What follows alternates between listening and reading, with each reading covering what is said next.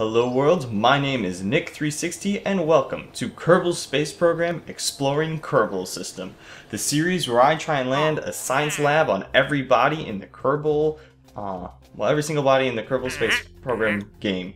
And in this episode, we are going to go and land on the moon again. In the last episode, we landed on Eve. And if you look up at our the contracts I've accepted, plant a flag on Eve. Well, I have a science lab on Eve that we did in the last episode. So, let us head over to Eve. There we go. Head off to the science lab and let us hop out and plant a flag and we can make some money. So this is one of the advantages of having a science lab with crew on board on the body of Eve is I can go and do scientific research and fulfill contracts.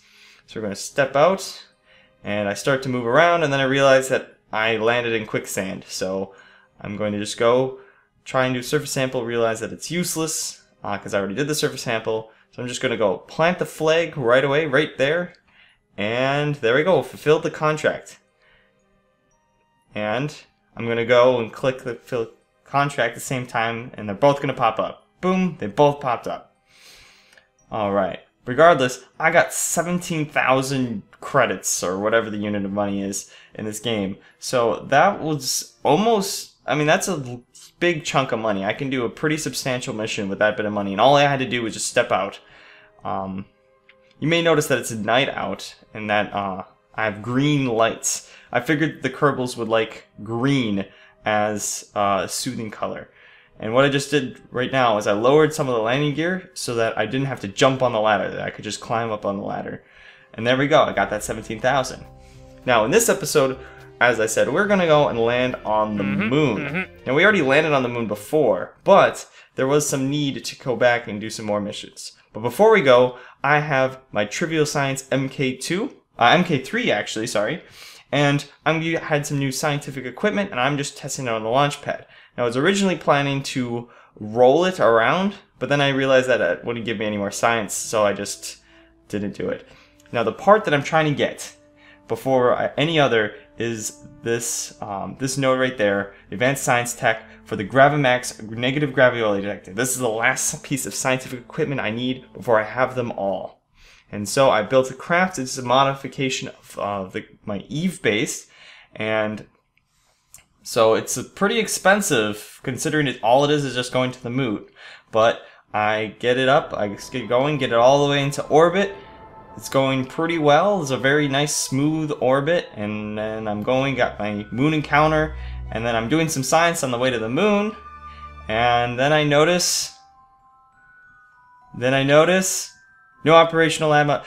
I didn't have any crew members in, so I had to redo the mission over again. But fortunately, that was in my favor because I made a couple tweaks. So I got the whole thing back into orbit again. Got it on the here's my encounter. I planned my encounter and now I'm executing it.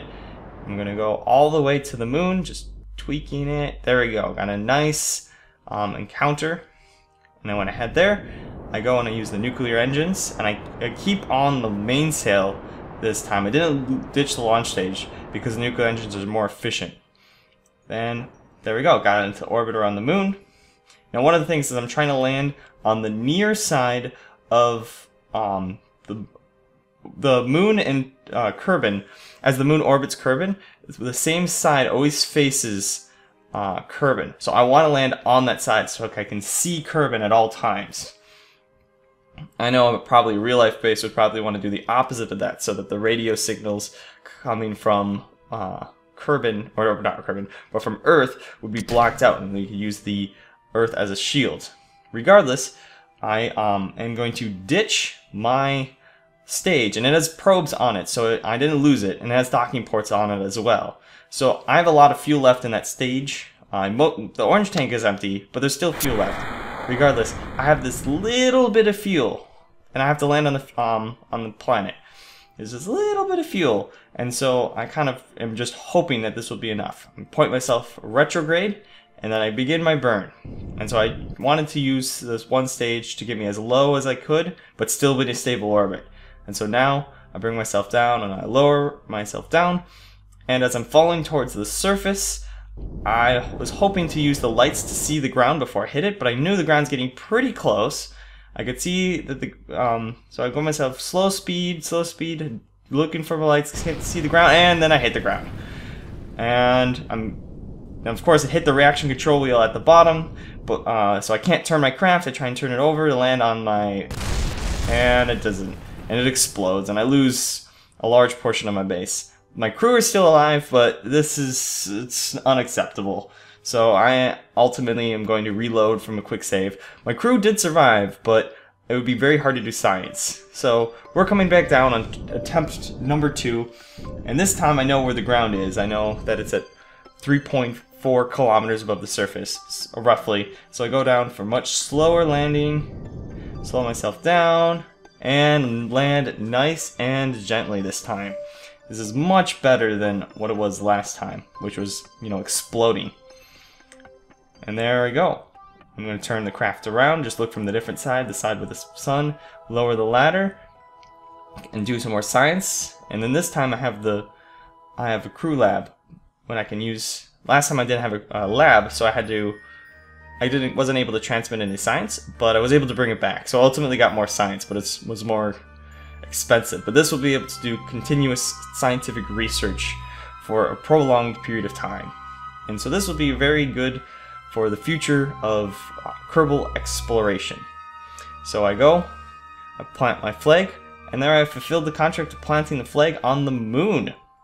And so that doesn't pay for the mission. This is a very expensive mission, putting a whole lab, but it was necessary because for this series I gotta put a lab on every surface, so every body. So the moon is one of these bodies. It may not be very far, so it may seem like a big waste of building this huge lab and this whole base, but I did make some changes. I did make the habitation. There was no place where the crew could sleep. There's only 2 crew this time, but I figured that the moon, they could walk around on the surface of the moon, and it's a far safer experience, and it's far easier for people to come back. Now, I check up on my probe that contains all my extra fuel, and it is in a stable orbit around the moon, so I don't have to worry about it crashing. So if I need to, I can come back later and dock with it, maybe refill on fuel. Anyway, I just leave it up so it doesn't count as debris. And there we go. Here we are, looking up at Kerbin. So I landed on the dark side simply so that I could look up at Kerbin. And isn't that pretty? Okay, so then I'm finishing up all the science that I can. And one of the reasons I went to the moon first and before another interplanetary mission is because I want to get all the different scientific equipments I can. I only have one left.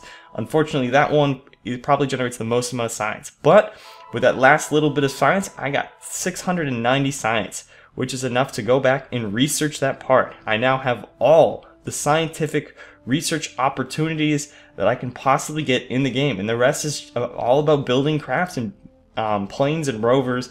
It's just different transportation methods and different unique abilities. But other than that, I have all the science portions of the game. And with that, that's all the time we have for today. Thank you guys so much for watching, and I will see you next time.